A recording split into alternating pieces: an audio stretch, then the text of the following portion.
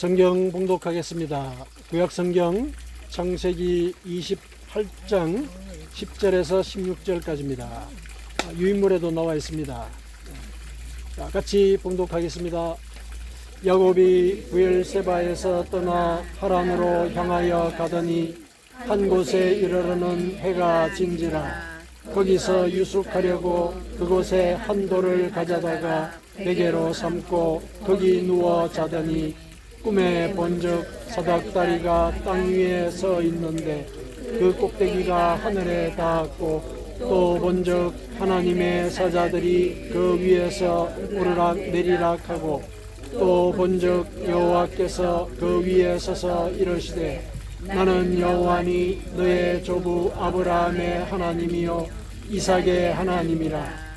내가 누워있는 땅을 내가 너와 내 자손에게 주리니 내 자손이 땅의 티끌같이 되어 내가 서쪽과 동쪽과 북쪽과 남쪽으로 퍼져나갈지며 땅의 모든 족속이 너와 내 자손으로 말미암아 복을 받으리라.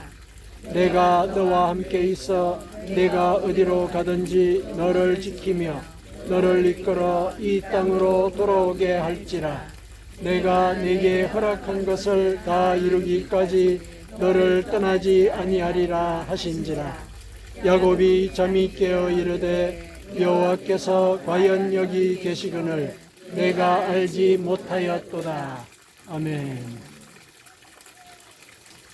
오늘은 우리가 참 1년에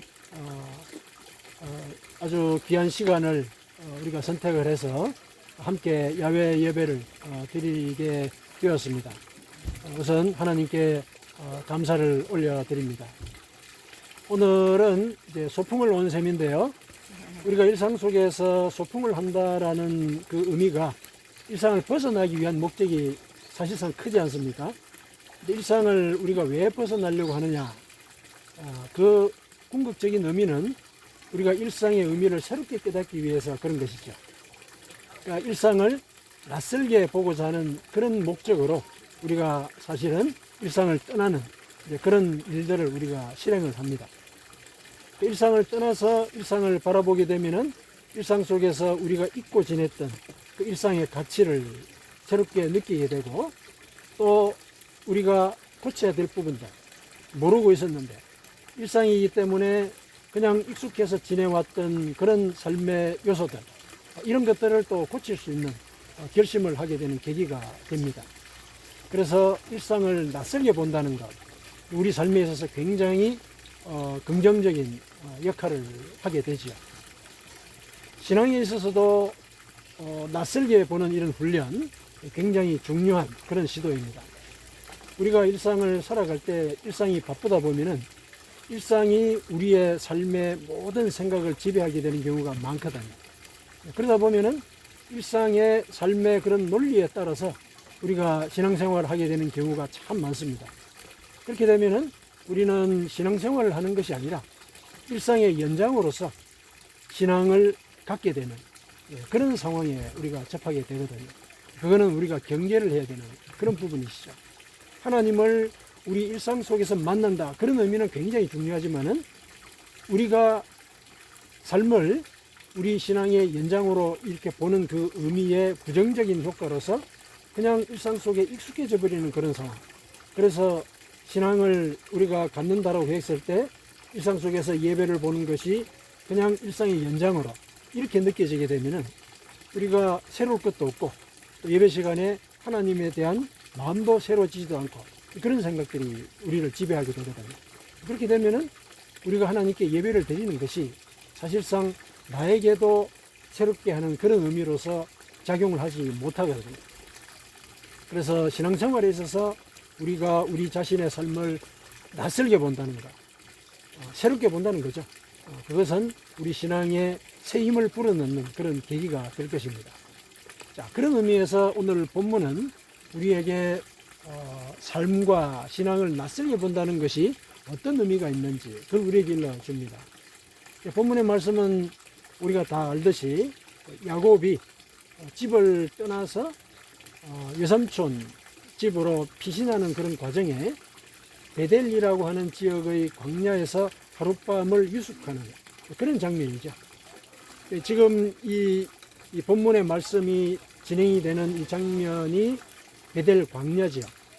거기에서 이제 돌베개를 이제 돌을 하나 가져와서 베개로 삼아가지고 거기서 잠을 자는데 꿈을 꾼 거죠. 꿈을 꿨는데 꿈속에서 이제 하나님과 하늘의 모습을 본 것이고, 하늘과 땅이 사닥다리로 연결이 되어 있는 이제 그런 장면을 본 거죠. 그리고 그 사닥다리를 천사들이 오르락 내리락 하더라. 그런 장면을 봤습니다. 그러면서 하나님의 음성을 들었죠. 하나님의 음성을 들었습니다.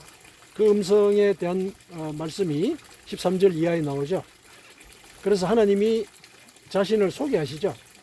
나는 너의 조부 아브라함의 하나님이요 이삭의 하나님이라.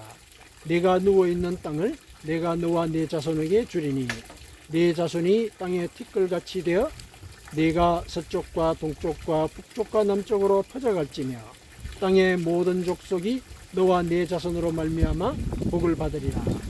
이런 약속을 하셨거든요. 근데 이 약속을 가만히 따져보면은 야곱이 정말 바랬던 그런 그 꿈의 본질을 일러주고 계시는 거예요. 야곱이 태어나가지고 차자로 태어나지 않았습니까? 근데 그 당시에는 장남이 아니면은 인생의 의미도 별로 없는 그런 상태였었어요.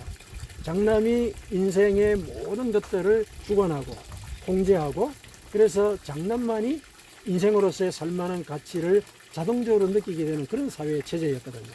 가부장 사회였었고 장남이 모든 권리를 갖는 거예요.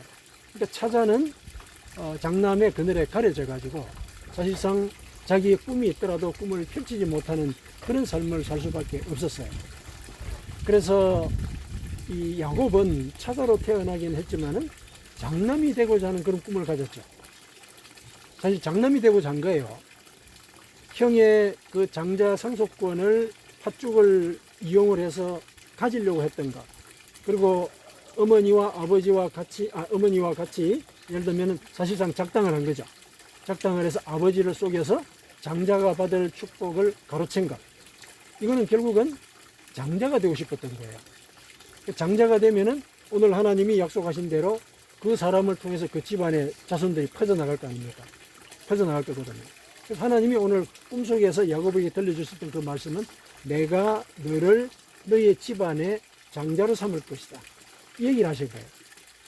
그러니까 너의 조부 아브라함의 하나님이다, 그리고 네 아버지 이삭의 하나님이다, 그리고 내가 너에게 얘기한다. 이 얘기는 뭡니까?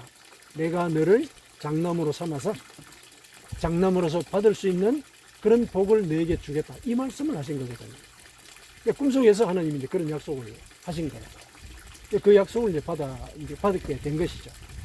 그러니까 여기까지는 이제 우리가 충분히 이제 이해하는 그런 부분인데, 이 꿈이 사실은 야곱에게는 자신의 삶과 재산과 하나님 모든 것들을 새롭게 보는 그런 계기였던 것입니다. 왜 그렇게 얘기를 하느냐, 그걸 이제 우리가 같이 살펴볼 건데요. 야곱은 장자가 되고자 하는 그런 시도를 자기 힘으로 이루려고 많은 노력을 했죠. 그렇지 않습니까? 자기 힘으로 하려고 그랬거든요. 어머니가 이제 그걸 도왔고, 그래서 제일 먼저는 팥죽을 이용을 해서 형의 약점을 이용을 한 거죠. 배가 너무 고프니까 팥죽을 이용해서라도 그걸 갖다가 얻어내 보겠다. 물론 제3의 입장에서 볼 때는, 또 에서가 볼 때는 팥죽 하나에 장자권을 넘긴다는 게 그게 뭐 예를 들어서 정말로 그럴까, 이렇게 생각하잖아요. 이렇게 생각하거든요. 그래서 대수롭지 않게 여겨서 그랬을 거고, 아마 에서도 대수롭지 않게 여기고 아마 이제 농담 삼아서 그러는가 보다, 이렇게 생각을 했겠죠. 근데 물론 이제 히브리서는 그거를 장자권의 그 축복을 대수롭지 느끼지 않은 그것이 문제라고 지적을 하고는 있지만은, 그 상황을 우리가 생각을 해볼 때 에서는 아마 크게 진지하게 생각을 하지 못했을 것 같아요. 그러나 야곱은 분명히 의도가 있는 이제 그런 일이었죠. 그러니까 야곱은 자기 꾀를 내서라도 장자가 되고 싶었다는 걸 사실상 표명을 한 거죠. 팥죽을 하나 주면서 예를 들어 다른 걸 요구할 수도 있지 않습니까? 근데 장자권을 언급했다는 것은 장자에 대해서 굉장히 욕망을 갖고 있다는 거예요. 장자의 권리에 대해서. 그걸 은연중에 비친 거거든. 은연중에 비친 거예요. 그런 상황들을 이제 어머니가 알고 있었고, 그래서 어머니와 같이 결합을 해서 꾀를 낸 거잖아요. 그 꾀를 낸 게 이제 아버지를 속이는 것이었고, 이런 방식으로 이제 살았던 것이죠. 그런데 만일에 야곱이 그런 식으로 계속해서 그 장막에 머물면서 장자의 권리를 자기 것이 되려고 했다면 무슨 일이 벌어졌겠습니까? 무슨 일이 벌어졌을 것 같아요? 에서가 나중에 이렇게 얘기하지 않습니까? 아버지를 위해 곡할 때가 가까웠은즉 내가 이 동생을 죽여버리겠다, 이런 얘기를 하거든요. 그러니까 아버지를 위해서 곡할 때가 멀지 않았더니 아버지 돌아가실 때가 가까웠다는 얘기죠. 아버지 돌아가실 때가 가까웠으니까 아버지가 돌아가시면은 내가 야곱을 죽여버리겠다, 이렇게 얘기를 했거든요. 동언을 한 거예요. 그걸 어머니가 들은 거죠. 그래서 이제 야곱에게 피신하라고 권고를 한 거거든요. 장막 속에 그대로 있었다면은 실은 야곱은 죽게 될 거예요. 자기의 꿈을 이루지도 못하고. 왜냐하면 그 당시에는 장자가 모든 것들을 갖고 있었기 때문에 아마 생사 여탈권도 장자에게 있었다라고 얘기할 수가 있습니다. 그러니까 엄청난 권력을 가지고 있는 거예요, 장자가 되는 게. 그런데 그게 야곱에게는 죽음의 길인 거예요. 장막 속에 머물러서 장막이 주는 기회를 이용해서 자기의 꿈을 이루려고 했다. 그러면은 그거는 야곱이 원하는 바였겠죠. 왜냐하면 그 속에서 늘 이렇게 생각을 해냈고 또 자기가 원하는 대로 일을 이루었잖아요. 형한테 장자권도 뭐 농담으로 얘기는 했겠지만 어쨌든 자기가 받아냈고, 또 아버지로부터 장자로서 축복도 다 받아냈어. 이런 식으로 내가 하면은 이 장막도 내게 될 거다, 이렇게 생각했을 거란 말이죠. 그런데 실은 거기에 있으면은 기다리고 있는 건 죽음밖에 아닌 것이죠. 이게 이제 이런 거죠. 예를 들면은 따뜻한 물에 개구리가 빠진 거예요. 그런 상황이에요. 따뜻하니까 좋은 거예요. 그냥 그게 머물러 있는 거죠. 그러면서 이렇게 개구리가 헤엄을 치고 그러는 게 자기 꿈을 하나씩 하나씩 이루어 간다, 이런 생각을 확신을 했겠죠. 이 속에 머물면 참 좋겠다, 이렇게 생각했는데 그 순간이 결국은 이 개구리로 하여금 근육이 굳어지게 만드는 그 과정들을 가게 만드는 길이잖아요. 그래서 나중에 결국 어떻게 됩니까? 결국은 익어버리잖아요. 그런 상황을 야곱이 겪게 될 것이란 말이죠. 형에 의해서 죽게 된단 말이죠. 결국은 죽게 될 거란 말이죠. 장자권은 절대로 포기하지 않는 이제 그런 상태거든요. 그랬는데 어머니의 권고를 받아들이고 장막을 떠난 거죠. 장막 속에서의 그 삶의 방식을 낯설게 보는 기회를 자기가 받아들인 거예요. 광야로 나간 것이죠. 광야로 나갔습니다. 아무도 도와줄 리가 없죠. 아무도 도와줄 리가 없는 거예요. 그래서 자기가 이제 잠을 자더라도 뭐 마땅히 베개로 할 만한 것도 없고 돌을 가지고 베개를 삼아서 거기서 잔 거죠. 이 상황 자체가 자기의 그 장막에서의 삶을 낯설게 보는 그런 상황이거든요. 낯설게 봤을 때 하나님께서 그 깨달음을 주시는 거예요. 네가 볼 때는 이 세상에 그 꿈을 이루는 것이 내 힘으로 되는 것이라고 생각을 했을 것이다. 이걸 사실은 꿈속에서 일러주신 거예요. 꿈속에서 일러주신, 왜 그렇게 생각을 하냐면은 하늘이 땅과 연결이 되어 있었잖아요. 사닥다리로. 그렇죠. 그걸 꿈속에서 봤죠. 그게 뭐냐면은 이 땅은 이 땅으로서만 존재하는 게 아니다. 이 땅은 하늘의 뜻과 연결이 되어 있다. 그걸 상징하는 겁니다. 하늘의 뜻과 연결이 되어 있다. 이 사닥다리인 거예요. 그리고 사닥다리를 통해서 하나님의 사자들, 천사들이 오르락 내리락 하더라, 그렇게 되어 있었죠. 그건 뭡니까? 하늘의 뜻을 이 땅에 펴기 위해서 하늘이 일한다는 얘기예요. 하늘이 일하고 있다. 그걸 꿈속에서 보여준 거죠.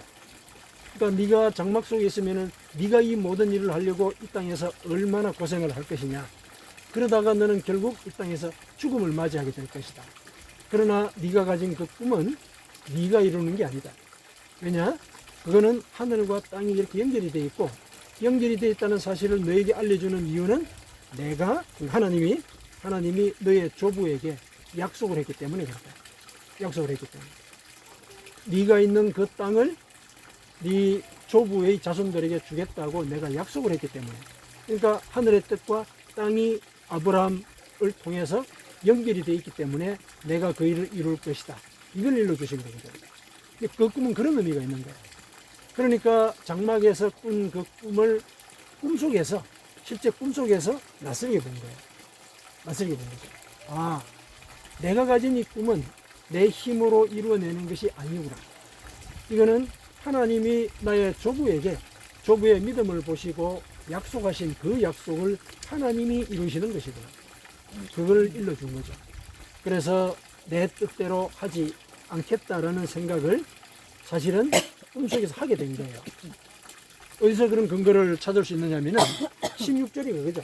16절이 야곱이 사실상 제 뜻대로 제 꿈을 이루려고 하지 않겠습니다라고 고백한 내용이에요. 16절에 야곱이 잠이 깨어 이르되 여호와께서 과연 여기 계시거늘 내가 알지 못하였도다. 이렇게 얘기하죠. 이게 뭡니까? 광야에 하나님이 계시다는 걸 얘기하는 거죠. 이건 뭡니까? 광야에도 하나님이 계시는구나.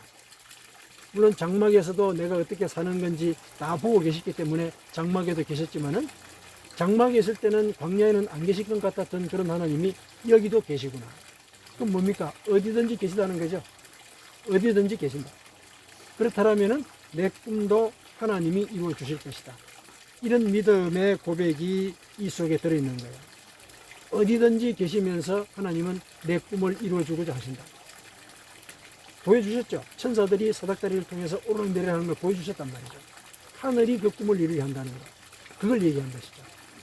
그래서 이 꿈을 꾸고 난 뒤에 실은 야곱은 사실상 그 광야에서 다시 장막으로 돌아가는 게 아니라 하란 땅으로 갈 수 있는 힘을 얻게 된 것이죠.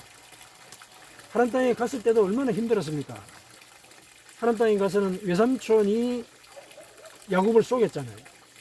외삼촌은 그 인간적인 그 삶에 도모하는 방식들의 하나의 표본이죠.